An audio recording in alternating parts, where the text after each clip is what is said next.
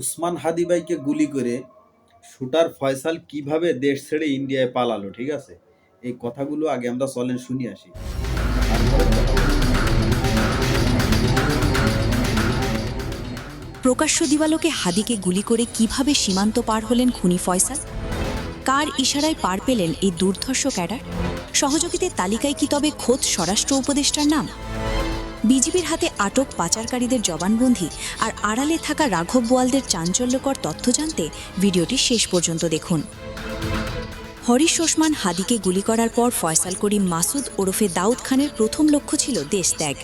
BGB সূত্রে জানা গেছে, ফয়সালকে সীমান্ত পার করতে সহায়তা করেছে একটি পেশাদার পাচারকারী চক্র।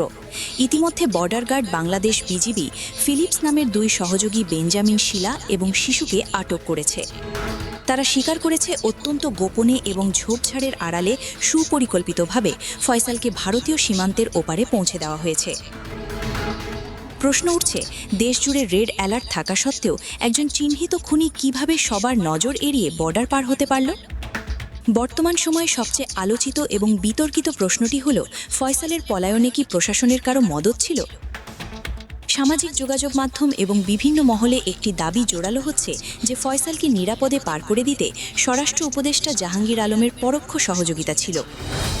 যদিও এই তথ্যের সরাসরি কোনো দাপ্তরিক প্রমাণ এখনও মেলেনি, তবে জনমনে প্রশ্ন উঠেছে, প্রশাসনের উচ্চ পর্যায়ের গ্রিন সিগন্যাল ছাড়া একজন শুটার এত সহজে পালানো কি সম্ভব?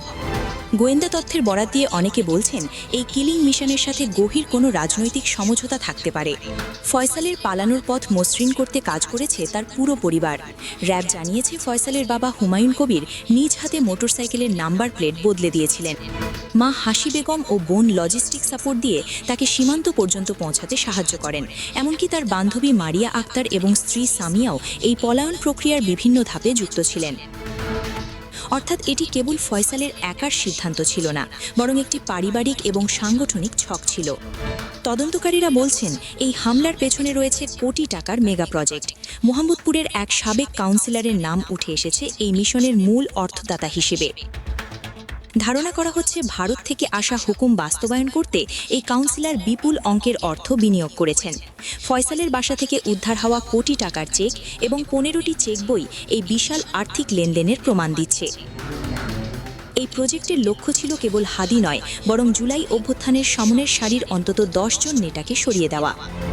ঘাতকরা যখন সীমান্তের ওপারে নিরাপদ আশ্রয়, তখন হাদি জীবন মৃত্যুর সন্ধিকর্ণে। সিঙ্গাপুর জেনারেল হাসপাতাল জানিয়েছে, হাদির অবস্থা এখনও স্থিতিশীল নয়। তার মস্তিষ্কের ইডিমা বা ফোলা কমছে না। ব্রিটেনের বার্মিংহ্যামের কুইন এলিজাবেথ হাসপাতাল তাকে নেওয়ার জন্য চিঠি পাঠালেও সিঙ্গাপুরের চিকিৎসকেরা এখনও দীর্ঘ ফ্লাইটের সবুজ সংকেত দেননি। পুরো দেশ এখন এক অকুতভয় যোদ্ধার ফেরার অপেক্ষায় প্রহর গুনছে। ফয়সাল করিম মাসুদের ভারতে পালিয়ে যাওয়া কি শুধুই গোয়েন্দা ব্যর্থতা, নাকি এর পেছনে প্রশাসনের কোনো বড় হাত রয়েছে? আপনাদের কি মনে হয়, স্বরাষ্ট্র উপদেষ্টাকে নিয়ে ওঠা এই অভিযোগের সুষ্ঠু তদন্ত হওয়া প্রয়োজন? আপনার মতামত কমেন্ট বক্সে লিখে জানান।